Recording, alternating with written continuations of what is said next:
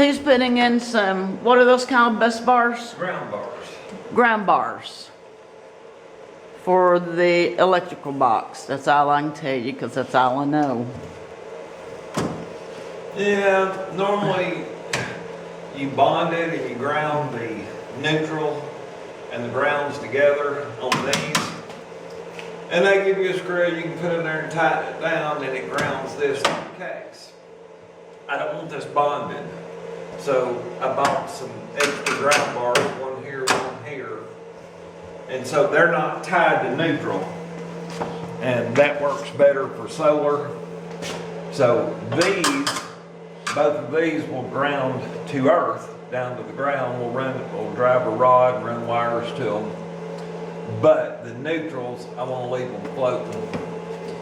So right now, these and these are separate. Okay. And yeah, the power's on. But I'm not touching any of the hots. At least not on purpose. Don't on accident either.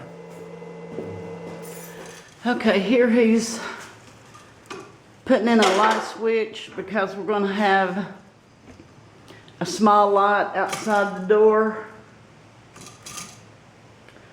So while I was mowing, he went ahead and got it done, and that's what he's finishing up on right now. And then he's got to come down here and get this one wired in.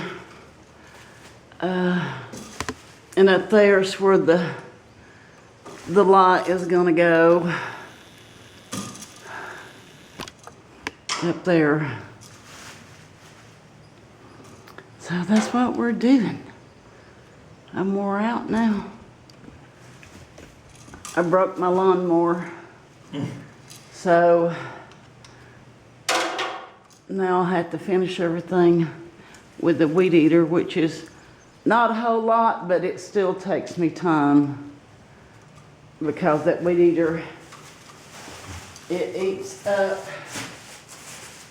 the batteries really quick, so I had to stop doing that.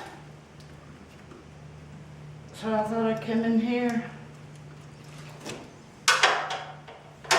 and see what's going on, and then I'll get back out there and try to weed eat some more.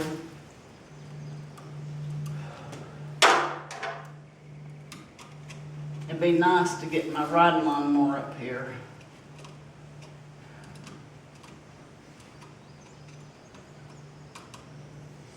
It may not last either. It's about as old as we are. It's about 31 years old. But it's been running good since you fixed it.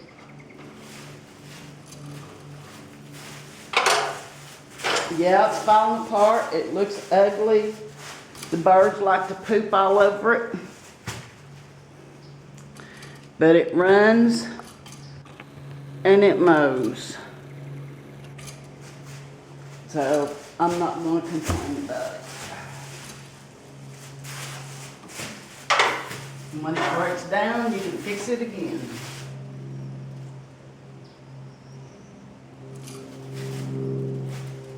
Our sister-in-law does most of our mowing for us, but there's some place that she don't want to get with her mower, and I don't blame her. And so I finish it up with the weed eater. And it is hot today.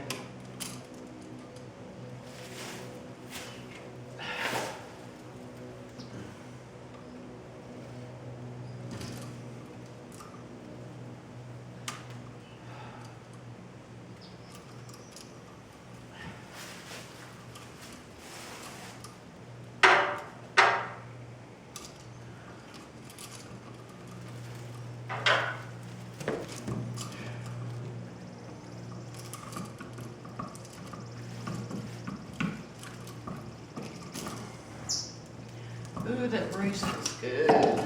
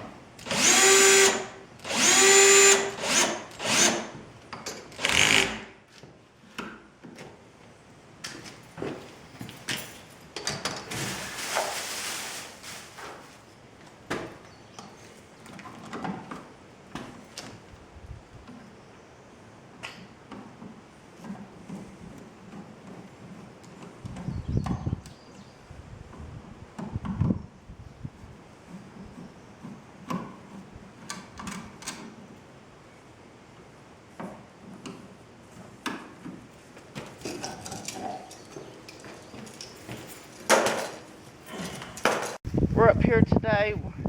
We're starting the runner for the shingles. And so we're going to try to get that on today and maybe a little bit of shingles. I don't know. We got up here really, really late because we had several stops to make and a long drive. And it's killing us.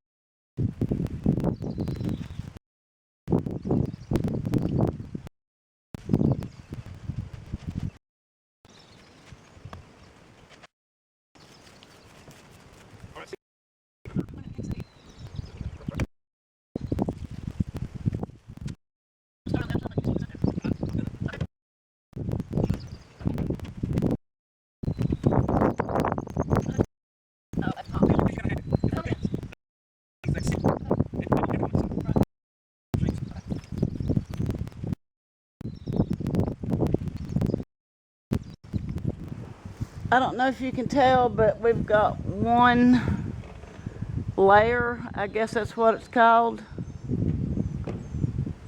One layer on. Yeah. A row. A roll. We got one roll on. Whoopee!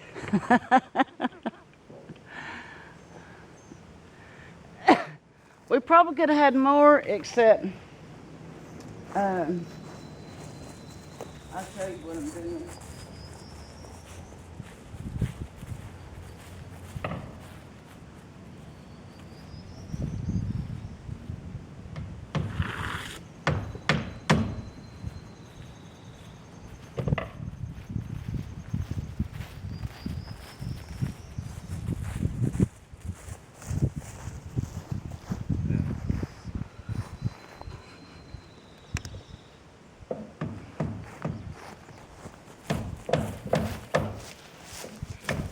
I'm taking, they've got some little plastic strips down through here, and I'm taking all of these off before we put them up. I know some people don't do that at all, but I'm going to, so that's what I'm doing. Okay, I have no room to nail this piece, so I need my caulk gun. Okay. She was trying to show you and you can't see nothing. So I'm gonna climb up here with this.